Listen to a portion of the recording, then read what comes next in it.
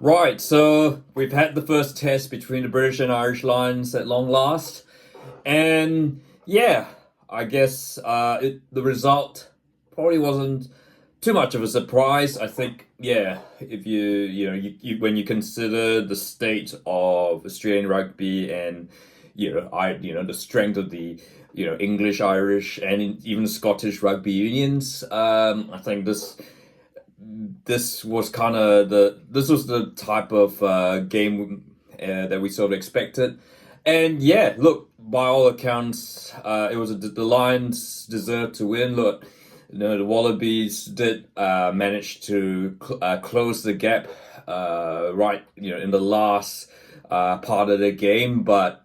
Yeah, I think that was more down to the fact that the Lions had made a couple of substitutes and they were um, and I guess yeah, could argue. I know there's something called garbage time, but that doesn't exist in rugby. But hey, naturally it happens. But yeah, look, I think the British and Irish Lions were certainly value for that win. Certainly that in the first they did all the hard work right from the start. In the first half, there was really only one team in it. And even though the Wallabies did score a really, really good try, there was a bit of luck there. Lions certainly deserved. I mean, Hugh Jones, right, deserved a try. But I think that was rightfully called back for double movement there. I mean, really, the selection. I mean, it certainly felt that in terms of selections, Andy Farrell and his men got it right.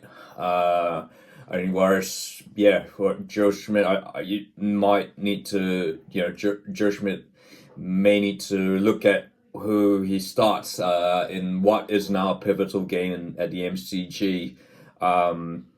Guess question mark. I mean, Carter Gordon was okay, but it kind of, I mean, just didn't quite have. I mean, when it kind of feels like Tate McDermott might offer a bit more around the breakdowns. He came on and did a superb job.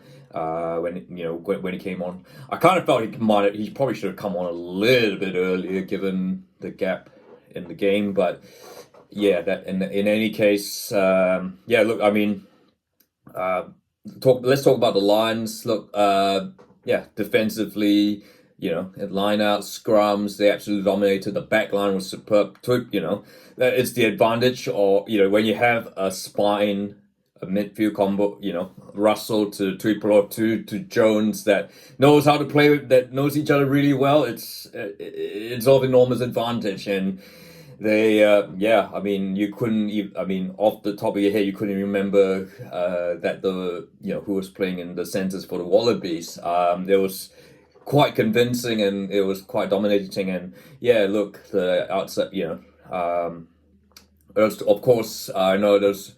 With Tom Curry, there had been a lot of murmurings that had he been picked on reputation rather than his form, because I guess his form on the tour so far hadn't been particularly great. But look, he had a great game.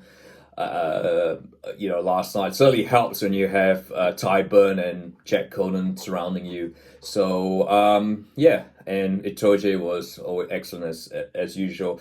Best lock in the world. I think it's a fair shout. So, I guess if there were a couple of criticism about the Lions, is that the bench maybe didn't quite perform as well as they could, and that's something got to be looked at again in Melbourne. I mean, for some reason the Lions seem to have some sort of form of force field or cheat mode whenever they play in Brisbane. They still haven't lost a Lions test to the Wallabies in Brisbane. Going to be a different story in Melbourne. The Lions do seem to crack up there in Melbourne, whether it's at the MCG or Colonial Dome or you recall the 2013 test where the Lions lost, even though George North managed to piggyback Israel Folau. There was, of course, a test in 2001, which, arguably turned the tide on the series then. So, but look, certainly it is a must-win for the Wallabies now. I think rugby fans, neutrals, will be hoping that the Wallabies can really get up and win the second test. Because, I mean, if the Lions play like this with the Wallabies, and the Wallabies don't pick up, this is going to be easily a 3-0 scoreline, which, well, it's not disaster. It won't be the end of the world for Australian rugby, but it's still not really a great look, especially when you think this is a Lions team. Lions teams are by and large, or tradition and passion, they're pretty much patched up on the tour, whereas the Wallabies, you'd think with Joe Schmidt having been there for a while, the players do sort of know each other. They spend a lot more time together. So in the end, a comprehensive win by the British and Irish Lions, and certainly one that they deserve. Who was your man of the match? Look, I'd give it to. Mine would have been Finn Russell. He just controlled the game extremely well, and it was just a mile. He's just a step up ahead of, Tom Liner. Look, there's a famous name there, but it was pretty much. I think Liner definitely got schooled on the night. But look, what are your thoughts on the game? And of course, if you like this video, if you feel like it, don't forget to subscribe.